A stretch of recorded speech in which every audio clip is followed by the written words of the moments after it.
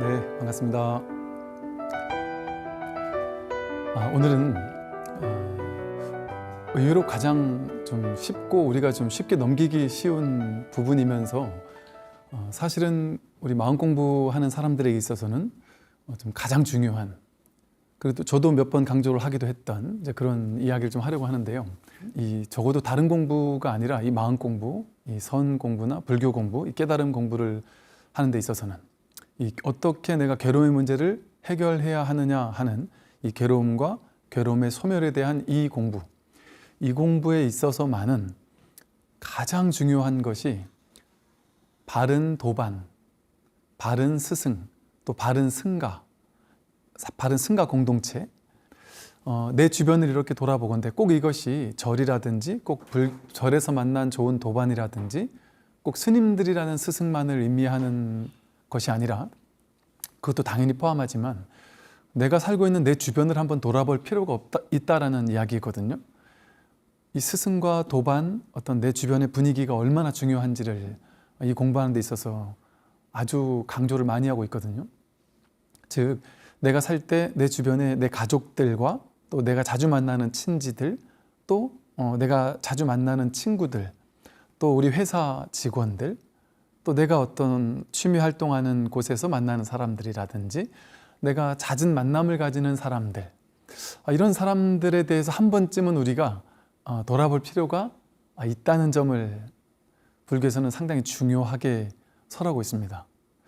제가 이런 말을 많이 했죠. 자바 함경에 보면 부처님께서 안한존자가 부처님께 세존이시여, 수행자에게 좋은 도반과 선지식을 만나는 것은 수행의 반을 완성시켜 주는 것 같습니다 라고 했더니 부처님께서 안하나 그렇지 않다. 좋은 도반과 좋은 선지식, 좋은 사람들에게 둘러싸여 있다는 것은 수행의 전부를 완성한 것과 다르지 않다라고 했습니다. 그러면서 이렇게 말씀하세요. 아직 생기지 않은 선한 일을 생겨나게 하고 이미 생긴 선한 일은 더욱 발전시킬 수 있도록 하는 가장 큰 요인이 바로 바른 선지식과 좋은 도반과 좋은 사람들과 함께하는 일이다. 비구들이여, 선지식, 좋은 도반, 좋은 사람을 가까이 하면 아직 생겨나지 않은 정견이 생겨나도록 도와주고 이미 가지고 있는 정견은 더욱 발전되게 한다라고 이렇게 설명을 하고 있고요. 우리가 잘 알고 있는 그 법구경이나 수타니파타 같은 이런 경전들에서도 누누이 설명을 하고 있습니다. 법구경은 어찌 보면 좀 쉬운 가르침으로 일반인들이 누구도 이렇게 볼 수 있도록 아주 쉬운 가르침으로 되어 있는데요. 이 법구경에서 이런 말을 하고 있어요. 자기보다 훌륭하거나 비슷한 사람을 만나지 못했거든 굳건히 혼자서 길을 갈 것이지 어리석은 자와 벗하지는 말라. 어리석은 이를 가까이 하는 것은 원수를 가까이 하는 것처럼 괴롭다. 지혜로운 이를 가까이 하라. 행동이 바르고 지혜로운 친구를 만났거든 모든 장애를 극복하리니 기쁘게 그와 함께 가라. 행동이 바르고 지혜로운 친구를 만나지 못했거든 정복한 나라를 버리고 떠나는 왕처럼 또 숲에 사는 코끼리처럼 혼자서 가라. 감각기관을 잘 절제하고 만족할 줄 알며 계율을 잘 지키고 청정한 삶을 사는 지혜롭고 열성적인 친구와 가까이 하는 것은 지혜로운 수행자가 처음으로 해야 할 일이다 라고, 이 마음 공부의 길에 들어섰다, 내가 이제 이 마음 공부를 하겠다 하는 사람이 처음으로 해야 할 일이 바로 이거라는 거예요. 내 주변을 이제 돌아봐야 됩니다. 내가 주변에 좋은 벗들과 좋은 친구들과 좋은 도반들과 이 좋은 사람들 속에 둘러싸여 있느냐 아니면 그렇지 못하느냐, 그것을 제일 먼저 내가 점검해 봐야 한다는 거죠. 내가 아무리 이 마음 공부를 하려고 하고 뭔가 집착과 욕망을 버리고 이 괴로움을 소멸시키는 길을 나서려고 한다고 해도 내 주변에 있는 사람들이 막 욕망과 집착이 가득 차 있고 만족할 줄 모르고 이러는 사람으로 가득 차 있다면 내 의지는 금방 나약해지고 그들에 휩쓸리기 쉽겠죠. 왜냐하면 이 불교 공부는 유의법이 아니라 무의법이라고 했습니다. 함이 없는 공부라는 거죠. 하되 함이 없이 하는 것이다. 그래서 훈습하는 공부라는 말을 제가 했습니다. 훈습이라고 그랬죠. 주변 분위기에 향내음에 나도 모르게 이렇게 젖어드는 것처럼, 향내음 속에 있으면 내 주변에 향내음이 가득한 것처럼 내 주변에 법의 향기를 품고 있는 좋은 도반들, 혹은 선한 향기를 품고 있는 좋은 사람들로 둘러싸여 있다면 그것만으로도 저절로 선해지고 저절로 이 마음 공부의 길에 젖어들게 됩니다. 그러니까 저절로 익혀지는 것이죠. 이게 가장 중요한 첫 번째 해야 될 일입니다. 어떤 보살님께서 이제 저에게 상담을 부탁을 하셔서 말씀을 들어봤더니 어떤 일이 있었냐면, 그 부모님과 만나면 내 싸우고 내 부딪히고 막 너무나 정신적으로 이렇게 막 시달린다 할까요? 그러다 보니까 막 이게 사람이 너무 주눅 들어 있고 너무 힘들고, 그래서 이 가족만 보고 나오면 너무 힘이 든다는 거죠. 그리고 이제 형제가 하나 있는데 그 형제가 약간 정신적으로 너무 좀 힘들게 사람을 좀 들들 볶고 그러는가 봐요. 그 형제를 안 만날 수도 없는데 만나면 계속 싸운다는 거예요. 근데 싸우기만 하면 괜찮은데 정신적으로 너무 힘들게 하는 게 너무 오래 지속된 겁니다. 나이가 한 40 넘을 때까지 그 분위기 속에서 살다 보니까 그 가족의 틀에서 벗어나면 큰일 날 것 같은 생각이 들고, 지금까지 직장 생활하면서 벌었던 것들도 전부 다 그분들에게 이렇게 다 뭐 갖다 드리고 이러다 보니까 자신의 살 수 있는 어떤 경제적인 독립도 제대로 하지도 못했고, 그러니까 본인은 내가 이렇게 벌어서 가족들에게 다 갖다가 주면서도 내가 이렇게 욕을 먹고 살아야 되나? 이렇게 내가 이분 뭐랄까 이렇게 좀 자세히 설명하기는 좀 그렇지만 좀 이렇게 막 정신적으로 예민하고 막 들들 볶고 이러는 분들에게서 가족이라는 이유 때문에 내가 벗어나지도 못한 채 지금까지 살아왔으면 됐지 내가 언제까지 더 이렇게 해야 할까 하는 생각 때문에 심지어는 그 죽을 생각까지 했을 정도로 내가 이렇게 살아야 되나? 내가 이것이 정말 바람직한 삶인가라는 생각이 들면서 정말 죽어야 되지 않나 하는 생각을 했을 정도로 너무 큰 그 괴로움에 빠져 계셨고, 뭔가 모르게 이렇게 항상 주눅 들어 계신달까요? 그런 삶을 지금까지 살아오셨던 것이죠. 그러다가 너무 힘들어서 정말 죽고 싶은 만큼 힘이 들어서, 왜? 그분들을 벗어날 수 없으니까. 왜? 가족이니까 벗어날 수 없잖아요. 그 힘든 사람들을 놔두고 내가 떠나는 것도 말이 안 된다는 생각 때문에 지금까지 함께 옆에서 있으면서 그분들도 힘들고 나도 힘들고 서로가 이제 이렇게 이 순환이 쳇바퀴 돌듯이 계속되면서 정말 죽고 싶은 생각까지 들었던 것이죠. 너무 죽고 싶을 만큼 힘들다 보니까 이분은 이제 여기서 벗어나야 되겠다. 이 괴로움에서 내가 더 이상은 살 수 없겠다. 벗어나야 되겠다라는 생각으로 이제 유튜브에서 온갖 강의를 듣고 하다가 이제 이 법문을 듣게 되었고, 가족들은 전부 다 종교가 다르지만 본인은 이상하게 이 법문이 마음에 와 닿았고, 나도 정말 이렇게 괴로움의 문제를 해결할 수 있을까 하는 생각으로 정말 힘들 때마다 이 법문을 들으면서 이제 위안받고 위로받으면서, 그러면서도 이 틀을 벗어날 수 없다 보니까 그분들을 만나고 오면 또 괴로워 죽을 것 같다는 거죠. 그래서 큰맘 먹고 하는 이제 말씀이 뭐냐 하면, 제가 어떻게 해야 될까요? 저는 지금처럼 그 가족을 버릴 수 없기 때문에 가족 속에서 지금같이 이렇게 살아야만 할까요?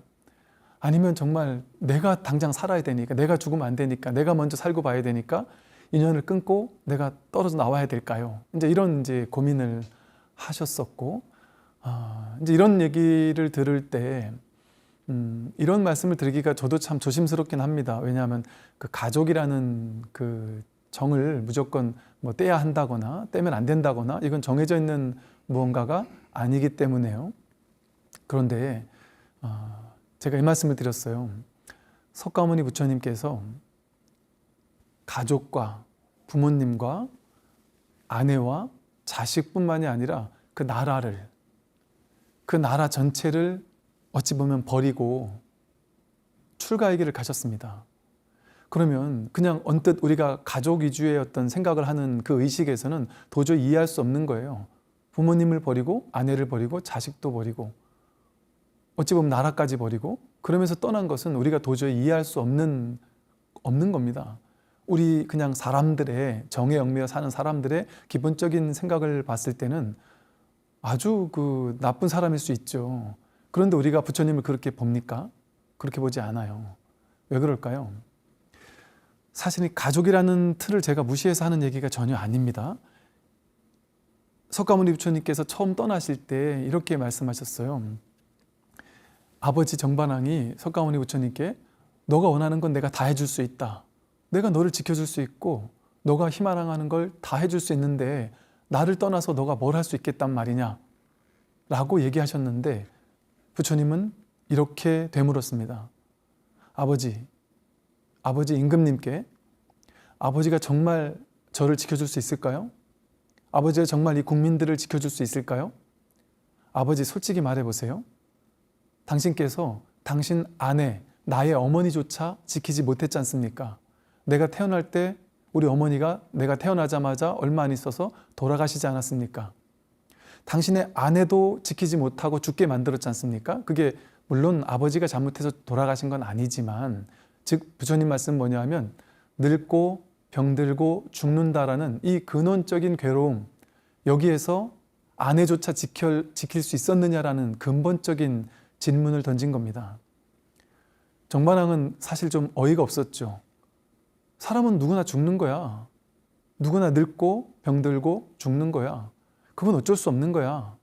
그러나 석가모니 부처님은 그렇게 생각하지 않았습니다. 늙고 병들고 죽는 데서 내 아내조차 내 자식조차 지킬 수 없는 왕이라면 그런 왕이 무슨 의미가 있겠습니까? 제가 지금 길을 떠나는 것은 가족을 버리고 왕위를 버리고 자식을 버리고 나라를 버리고 떠나가는 것 같지만 저는 그들을 버리기 위해서 떠나는 것이 아니라 진정 그들을 살리기 위해서 지금은 떠나는 것 같지만 내가 깨달아서 생사를 해탈해서 깨닫고 난다면 진정으로 이 가족을 살릴 수 있습니다. 내가 지금 이들이 안타까워서 이들 옆에 있다라는 것은 단편적으로는 그들을 살리는 것 같고 이들 옆에 있어주니까 도움이 되는 것 같지만 근원적으로 그들의 죽음을 내가 막을 수 없고 또 나의 죽음도 내가 어쩔 수가 없습니다. 그래서 나는 떠나기 위해 떠나는 것이 아니라 되돌아오기 위해 떠나는 것이다. 당신들 곁에서 떠나는 것이 목적이 아니라 진정으로 당신들 곁으로 돌아와서 당신들을 구제해 주기 위해서 저는 떠나는 겁니다. 일체 중생을 구제하기 위한 그 마음으로 떠난다는 것이죠. 이게 바로 출가정신입니다. 출가정신은 스님들이나 하는 거창한 것 같죠? 그렇지 않습니다. 모두가 이 출가정신을 갖추고 있어야 돼요. 스님들만 출가정신이다? 전혀 그렇지 않습니다. 전 이 보살님께 말씀을 드렸습니다. 부처님의 말씀을 드리면서 보살님도 바로 지금 필요한 것이 출가정신이다. 보살님이 지금 말씀하신 것처럼 지금까지 성인 된 뒤에 20살이 넘은 뒤에 그 이후로도 20년 동안 부모님 때문에 또 형제 때문에 그 틀에서 벗어나지 못하면서 만나면 늘 싸우고 정신적으로 막 예민한 어떤 분들 사이에서 너무 스트레스 받고 막 죽고 싶을 만큼 지금 삶을 포기할 정도까지 그렇게 힘들었는데 그리고 내 어떤 내 집 하나 변변치 않고 내가 앞으로 어떻게 살아야 될지 막막할 정도로 뭐 버는 족족 이렇게 도움을 드리고 이럴 정도로 뭔가 세속적으로도 출세관적으로도 온전하게 이렇게 내가 바르게 그들을 구제해 줄 수 있을 만한 내 내면의 힘이 없단 말이죠. 그런데 정 때문에 가족이란 이름 때문에 난 절대 벗어날 수 없다라는 한 생각을 포기한 적이 한 번도 없던 겁니다. 그 생각을 한 번도 해본 적이 없어요. 왜? 내가 가족을 떠난다라는 것은 이건 도저히 한 번도 상상해보지 못한 거라는 거죠. 물론 내가 이렇게 살면 내가 죽을 것 같아서 안 되겠다 싶어서 떠나려고 했지만 그분들이 너는 그렇게 하면 너는 불효자식이다. 그게 맞는 말 같기 때문에 도저히 떠날 수 없었다는 것이죠. 그래서 제가 그랬습니다. 떠나기 위해 떠나는 것이 아니라 보살님은 지금 이분들과 함께 지금까지 살아온 것처럼 앞으로도 남은 20년, 30년을 그렇게 살게 되면 똑같이 그분들도 힘들고 나도 힘들고 서로가 힘든 채 서로가 서로를 구제하지 못한 채 오히려 더 큰 업장을 지으면서 더 큰 괴로움을 만들어가면서 살 것이고, 그 속에서 보살님은 지금까지 몇 번이고 죽으려고 시도했던 것처럼 정말 그런 안 좋은 결과가 있을지 어찌 알겠습니까? 그렇다면 그런 정에 얽매일 것이 아니다. 과감하게 아니다 싶을 때는 정이고 가족이고 이런 것들을 떨치고 떠나갈 줄 알아야 한다. 그건 결코 버리고 떠나는 것이 아니다. 진정으로 돌아와서 내가 지혜가 생기고 힘이 생기고 공부에 힘이 생겨서 그때 돌아와서 그들을 진정으로 구제할 수 있는 그런 힘을 일단은 갖추는 것이 먼저다. 그러지 않고서는 그들과 함께 서로 업을 쌓는 일밖에 못한다. 지금까지 검증되지 않았는가? 그 말씀을 드렸어요. 그게 출가의 정신입니다. 다만 그렇게 가족까지 내가 탁 그러더라도 예를 들어 부모님께 내가 보낼 수 있는 뭐 용돈이라든지 이런 것 정도로는 내가 지금 직장 생활 열심히 하면서 조금 인연은 좀 떼면서 조금 내가 공부하면서 일하면서 번 돈 보내드리고, 그러나 내가 당분간은 조금 연락을 좀 자제하겠습니다 하면서 좀 멀리 떠나 있을 수도 있다는 것이죠. 왜 이런 말을 드렸냐 하면 이분은 뭐랄까요, 이제 마음에 좀 심출가 같은 것들을 어느 정도 하셨어요. 그래서 이 공부가 얼마나 중요한지를 이제 깨닫고 계시고, 그래서 이 공부를 너무 하고 싶은데 아직 힘이 없는 거예요. 이 공부를 조금 하다가도 그분들 생각만 해도 막 바들바들 떨 정도로 막 두려우니까 이 공부 쪽으로 마음이 가다가도 이분들을 떠올리기만 해도 막 두려움에 떤단 말이죠.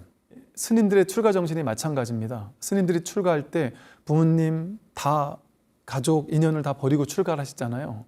근데 그 정도 출가하려면 이 스님들이 어떤 정신일까요? 그냥 출가하지 않아요. 내가 부모님까지 버리고 왔다면 내가 정말 이 출가 정신에 보답을 해야 되겠다. 그렇지 않다면 부모를 버리고 도망간 거와 다르지 않잖아요. 그러면 안 되죠. 그래서 정말 보살님께서 출가 정신이 있다면 내가 이 마음 공부를 하고 좋은 도반과 좋은 스승과 좋은 벗들과 어떤 좋은 공부처에서, 물론 일상생활은 일상생활대로 하더라도 직장생활은 하더라도 틈틈이 남는 시간에 마음 공부를 통해서 내가 이 자기 자성을 확인할 수가 있다. 이 공부를 할 수가 있다. 이렇게 출가 정신을 가지고 내가 버리고 떠났을 때는 내가 대충 공부할 수가 없게 되잖아요.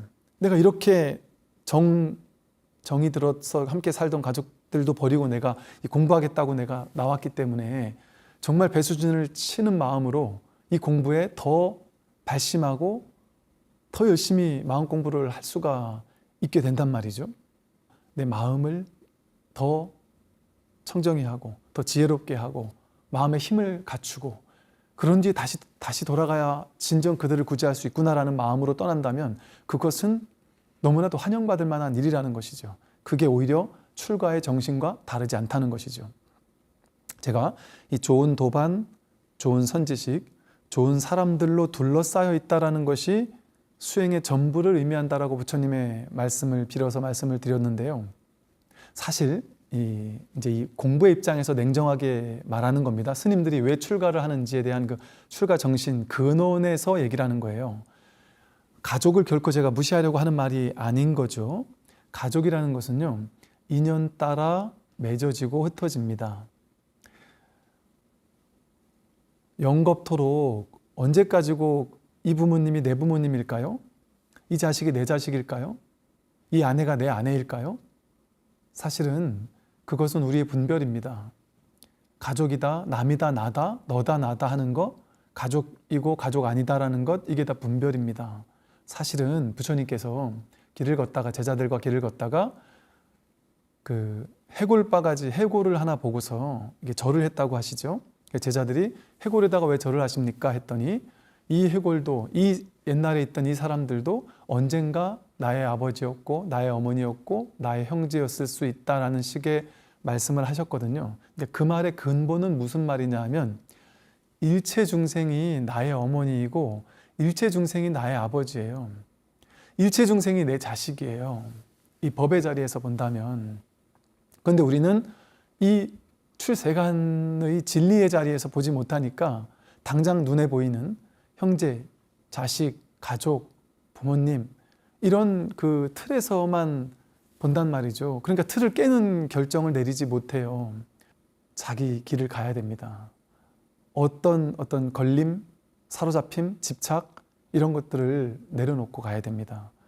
부모님 또한 자식이 어느 정도 이제 인생을 살고, 제가 만나본 많은 보살님들 중에는요, 아들이 너무 말을 안 듣는다고 내가 시키는 대로 안 해서 막 속이 뒤집혀서 죽을 것 같다고 막 그러셔서, 저는 그 아들이 한 20대, 10대 됐나 했어요.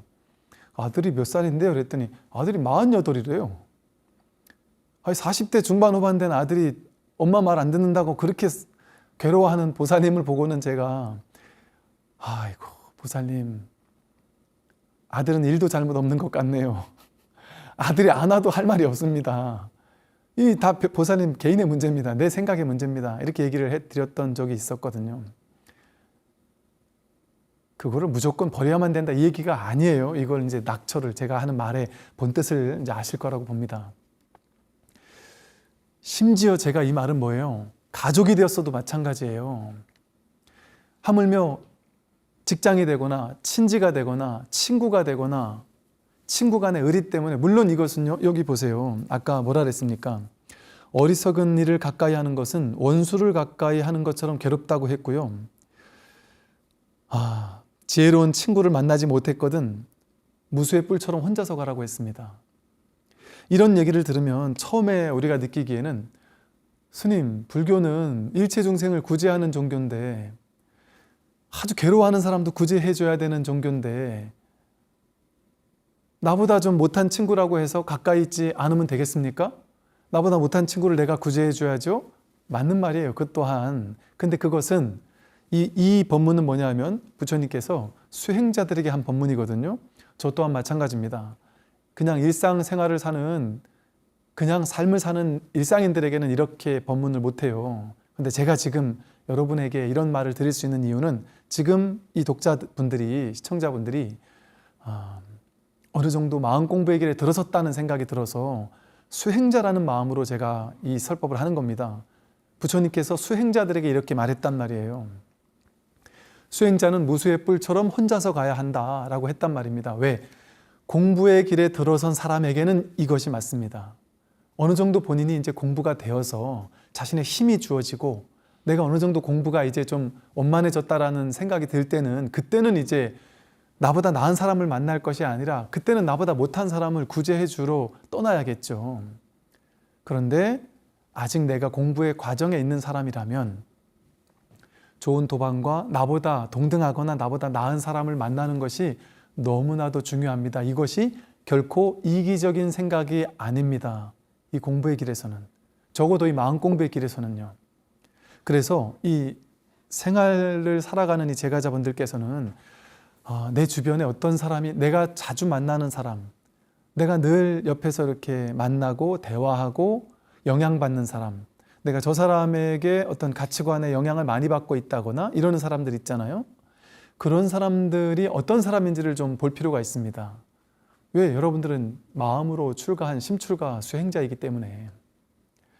그러면요, 이게, 그래서 여러분, 이게 좋은 사찰에, 좋은 도량에 가고, 좋은 스님을 만나고, 또 좋은 도반들을 만나고, 제가 이렇게 부산에 있으면서 이렇게 보니까요, 부산은 정말 우리 불도라고 하듯이, 뭐 지하철에 승복을 갖춰 입은 노보살님들이 그냥 지하철에 너무 아무렇지도 않게 왔다 갔다 하는 동네가 부산이더구만요.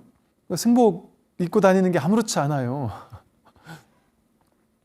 그만큼 이제 불자분들이 많으시죠. 그런데 이 보살님들 모여서 이런저런 대화를 나누시는 거 보면요, 정말 너무나도 참 아름답습니다. 야, 이게 정말 도반을 만난다는 즐거움이구나. 이 도반들이 만나서 뭐 커피숍에서, 부산이니까 이제 바닷가가 착 보이는 경치 좋은 커피숍에 앉아서 이 노보살님들이 삼삼오오 모여 앉으셔가지고 이 공부 얘기하시는 거예요. 언제 저 BTN에 어떤 스님 법문 들어봤어? 또 어느 절에 가니까 이 부산이 또 특이한 점이 그거더구만요. 이 보살님들이 한 절만 다니질 않아요. 물론 이제 당신절이 딱 나가는 이제 원찰이 있긴 있어요. 근데 원찰은 있지만 당신들은 해인사에서 큰 스님 법문한다라면 우르르 해인사로 가시고, 통도사에서 막 큰 법회 있다라면 통도사로 막 가시고, 범어사에서 법회 있다고 하면 또 다 범어사로 가시고. 이게 얼마나 아름답습니까?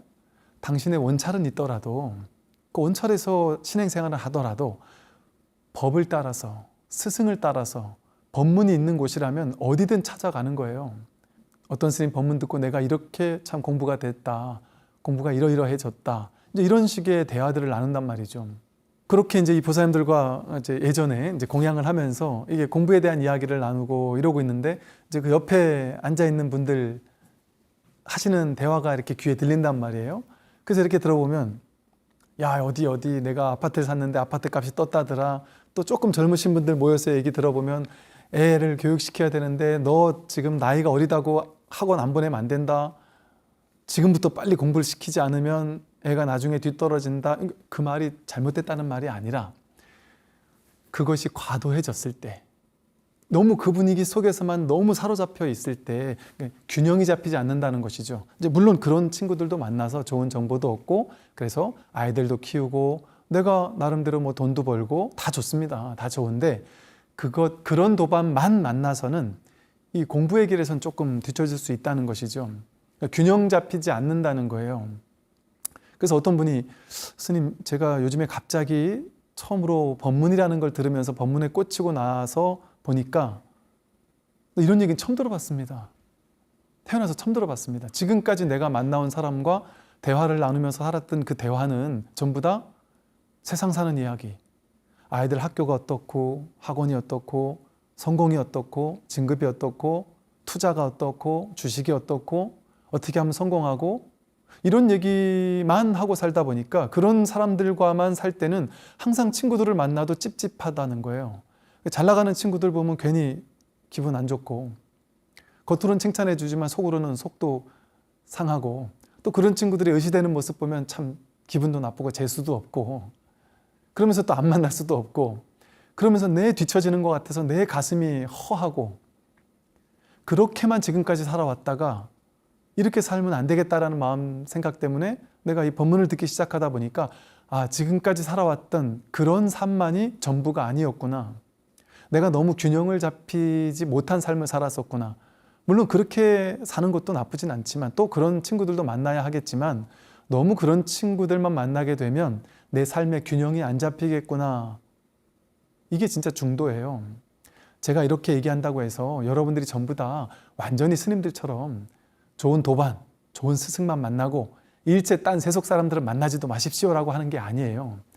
친구도 만나고, 뭐 친척도 만나고, 가족도 만나고, 다 만나서 다 해도 좋죠. 그러나 나를 균형 잡아줄 좋은 도반과 좋은 스승과 그 좋은 사람들의 나는 둘러싸여 있느냐, 그리고 내가 근원에서 내 정신에 영향을 줄 만한 사람들, 영향을 줄 만한 어떤 공부처, 그런 것이 나에겐 있느냐. 즉 내가 이 승가라고 하죠. 좋은 공부인들의 모임에 내가 깃들어 있느냐, 이 좋은 어떤 승가에 내가 깃들어 있느냐, 그거를 먼저 체크해 봐야 된다는 것이죠. 이 마음 공부하는 사람은. 그래서 그게 내가 균형이 잡혀 있지 않다면 먼저 그것을 가지는 게 중요합니다. 물론 그러기가 어렵다면 좋은 가까운 절에 좋은 사찰, 좋은 도반들을 만나는 것도 좋고요. 또 그게 어렵다면 요즘 같으면 이렇게 뭐 BTN 같은 이런 불교 TV라든지 또 유튜브라든지 곳에서 곳곳에 많은 좋은 스님들의 법문들이 얼마나 많습니까? 그런 것들을 통해서 내가 끊임없이 이 공부를 해나갈 수 있다면 그것이 바로 좋은 선지식이고 좋은 도반이고 좋은 승가를 만나는 겁니다.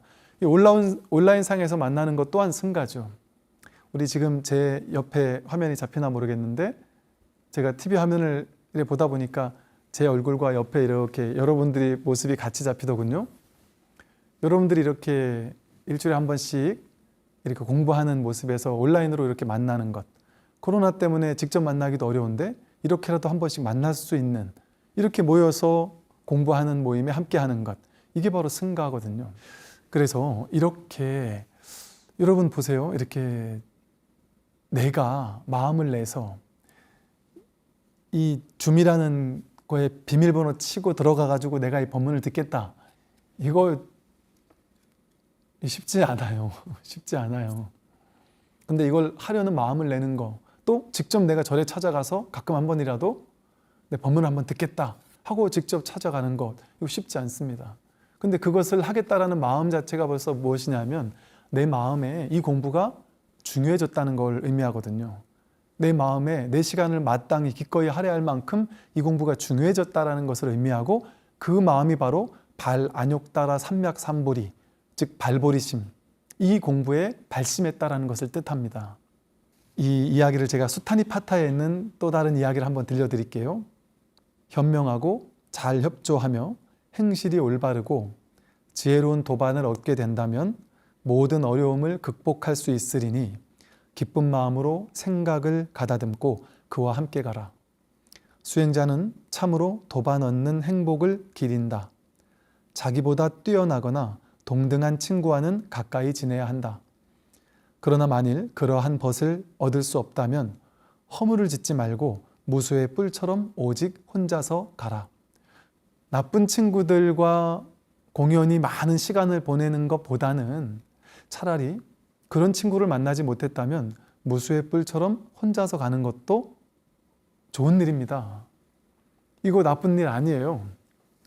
혼자서 내가 정말 외롭게 혼자 가는 길, 삶은 사실은 홀로 가는 길이거든요. 원래 사실은 옆에 가족이 있고 아내가 있고 남편이 있고 자식이 있고 있어도 사실은 근원적으로 우린 모두 혼자입니다. 완전히 이것을 충족해 줄 만한 누군가를 우리는 바깥에서 구하려고 하잖아요. 뭐 소울메이트를 만나면 내가 완전히 충족될 수 있을 거야. 그렇지 않습니다. 바깥에서 그 누구를 통해서 내가 충족될 수 있다는 것은 환상입니다. 소울메이트를 만나가지고 행복해지는 게 아니에요. 내가 바로 나의 소울메이트거든요. 내가 본래 구족되어 있다는 사실을 깨닫는 건 누구예요? 자기예요. 자기. 자기를 만나는 겁니다. 이 본래 홀로일 수밖에 없구나. 그런데 이 홀로가 나 혼자만 딱 떨어진 홀로가 아니구나. 이 온 오주법계 삼라만상 일체 중생이 둘이 아닌 나와 다르지 않은 이 전체로서의 홀로이구나. 이 사실에 눈 뜨는 것, 이것이 진정한 마음 공부거든요. 그래서 이 공부인들은 이렇게 차라리 좋은 벗을 만나지 못했다면 홀로 가는 게 좋죠.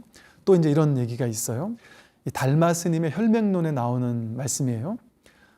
반드시 본성을 보아야 하니 본성이 곧 부처이다. 자기 부처를 확인해야 돼요. 근데 그것은 바로 자기 본성이 바로 부처거든요. 그런데 만약 본성을 보지 못한다면 염불하고 독경하고 죄를 지내고 계를 지켜도 이익될 것이 없다. 만약 스스로 밝게 깨닫지 못했다면 반드시 선지식을 찾아가 생사의 근본을 밝혀야 한다라고 하고 있어요. 본성을 보는 것, 자기가 누구인지를 확인하는 것, 내가 본래 구족되어 있는 본래 부처라는 사실을 깨닫는 것, 확인하는 것, 이게 가장 시급한 일입니다. 이것을 확인하지 않고서는 언젠간 나는 늙고 병들고 죽을 거잖아요. 이걸 극복하지 못합니다. 반드시 사람들은요, 생각에 사로잡혀서 삶에서는 항상 즐거운 일만 있을 수 없거든요. 조금만 불안한 일이 있으면 생각이 2배, 3배, 4배를 더 불려요. 그래서 실제 그렇게까지 괴로운 현실이 아닌데 그 생각이 만들어 놓은 엄청난 충격적인 괴로움 속에 사로잡혀서 살거든요. 근데 그것이 허망하다는 사실을 자각해서 본래 내가 아무 문제가 없구나라는 사실을 깨닫는 것이 자기 본성을 확인하는 공부입니다. 이게 가장 시급한 공부예요. 근데 이것은 달마 스님의 말처럼 본성을 보지 못한다면 염불하고 독경하고 천도제를 지내고 제사를 지내고 계율을 아무리 잘 지켜서 윤리도덕적인 삶을 살아도 이익될 것이 없다고 하잖아요. 물론 방편으로는 세속 삶을 사는 데는 방편으로는 이익되는 게 있습니다. 그 또한. 근데 그건 어디까지? 방편으로 도움이 되는 거예요. 그러니까 그 또한 나쁘다는 건 아니지만 달마 스님의 말씀은 본성을 보고자 한다면 정말 내가 누군지를 깨닫고자 한다면 방편은 다 쓸어버리고 곧장 본성을 확인해야 한다는 얘기를 하는 거예요. 그런데 곧장 본성을 확인해야 한다면 뭘 해야 되느냐? 방법이 없습니다. 길이 없습니다. 길 없는 길이라고 하잖아요. 뭐밖에 없느냐? 단 하나밖에 없어요. 만약 스스로 밝게 깨닫지 못했다면 반드시 선지식을 찾아가 생사의 근본을 밝혀야 한다. 이것이 가장 중요한 일이라는 것이죠. 그러면서 만약 급히 스승을 찾지 않는다면 헛되이 인생을 보낼 것이다. 불성은 자신에게 있지만 스승을 말미암지 않고는 끝내 밝힐 수가 없다. 스승을 말미암지 않고 깨닫는 자는 매우 희귀하다. 이렇게 달마 스님은 혈맹론에서 설하고 계시고요. 또 똑같이 육조단경에서도 육조해능 스님께서는 깨달음의 지혜는 세상 사람들이 본래 갖추고 있는 것이지만 다만 마음이 어리석어서 스스로 깨닫지 못할 뿐입니다. 모름지기 대선지식의 지시, 직지인심의 지시를 통해서 가르침을 의지해야만 본성을 볼 수 있습니다.